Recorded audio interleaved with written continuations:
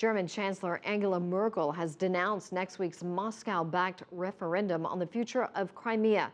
She called the vote illegal and said it violated Ukraine's constitution.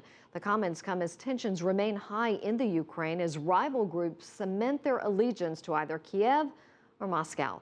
CCTV's Natalie Carney has more. Well, the situation in general is quite tense, as you mentioned, with the military and also amongst the civilian population. There was a rally today, a pro-Russia rally, and right across the street there was an opposing rally to commemorate one of Ukrainians' most popular and beloved poets, 200 years since his birth, Taras Shevchenko. It is reported that the pro-Russian protesters went across the street, beat some of their opponents up.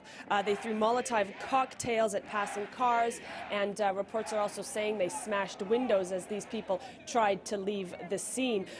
Across the weekend, there's been other reports that Ukrainian officials accuse pro-Russian forces of aggression, saying that 100 men took control of a military office in Simferopol. And there's other very similar stories that are being told across the peninsula. So the situation is certainly intensifying, and especially as Russia reinforces its troops and its troop numbers do grow down there. The Ukrainian military is going through sort of training exercises, and we are seeing a spike in the amount of reserve army men, a reserved army, people signing up to sort of back up that military should the situation escalate any further.